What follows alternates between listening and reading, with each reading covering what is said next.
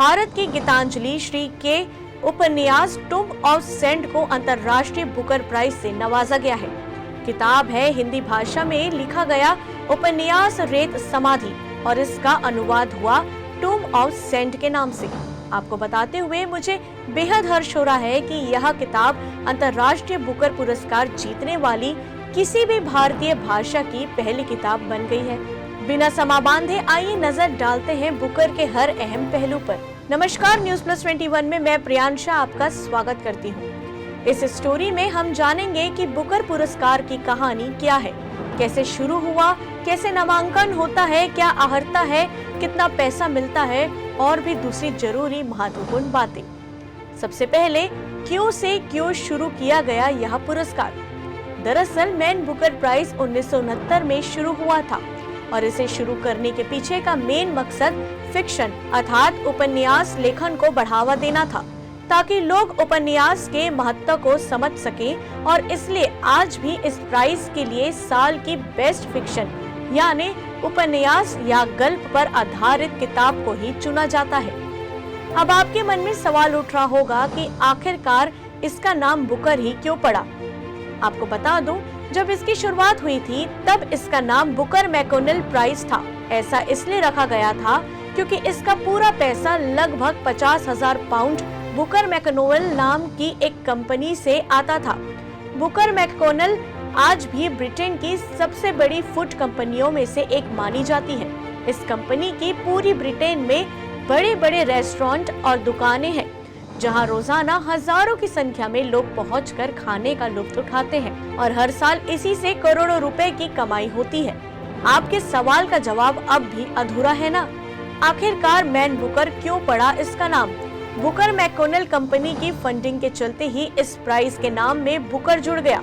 अब इस प्राइज के साथ मैन नाम कैसे जुड़ा, ये बात भी आपको बताते हैं। कुछ लोग समझते हैं कि मैन बुकर प्राइज में मैन इसलिए जुड़ा है कि इसे केवल आदमी ही देते होंगे या फिर ये केवल आदमियों को ही दिया जाता होगा, इसलिए शायद इसका नाम मैन बुकर पड़ा। पर यह आप गलत हैं। जी हाँ, आप गलत हैं, क्योंकि यह पुरस्कार ना तो केवल मैन ही देते हैं और ना ही ये केवल आदमियों को मिलता है। दरअसल प्राइज में मैन शब्द जुड़ने की वजह भी फंडिंग से ही जुड़ा हुआ है। कई साल तक इस प्राइज को बुकर मैकोनेल कंपनी फंड देती आ रही है, लेकिन कई वर्ष पहले इसकी फंडिंग खूब इन्वेस्टमेंट करने लगी। कंपनी मैन ग्रुप के हाथ में चली गई। हालांकि मैन ग्रुप ने पूरी फंडिंग देने के बाद भी प्राइज का पूरा नाम बदलना उचित नहीं समझा, क्योंकि बुकर प्राइज बहुत ज्यादा चर्चित हो चुका था। इसलिए मैन ग्रुप ने बुकर नाम नहीं बदलने का फैसला किया और प्राइज का नया नाम मैन बुकर रख दिया और तब से इसका नाम मैन बुकर पड़ गया। लगातार 18 साल तक मैन ग्रुप द्वारा फंडिंग की जा रही। साल 2019 का जब पुरस्कार घोषित हुआ तो उसके बाद फंड करने वाले नए लोग इसमें जुड़ गए।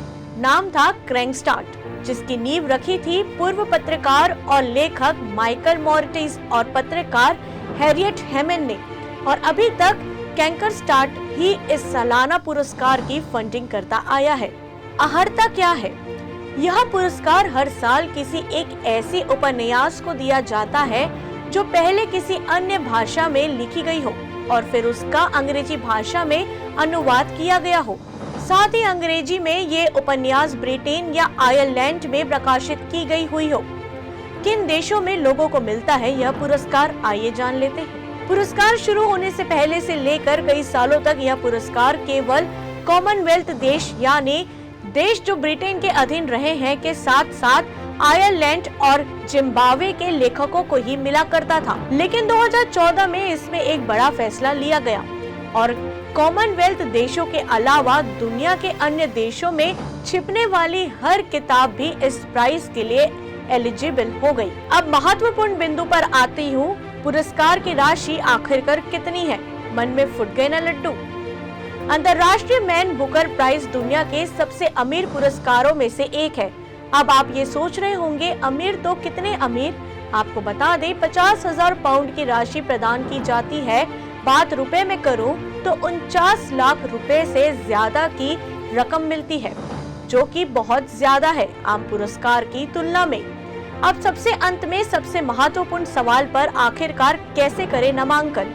हर साल बुकर संस्थान के लोग अपनी वेबसाइट पर नामांकन व डेडलाइन की तारीख तय करते हैं। आपको उसी समय सीमा के भीतर अहर्ता को ध्यान में रखते हुए नामांकन करना होता है। ऐसे ही जानकारियों के लिए देखते रहिए News Plus 21, आपके हक की बात।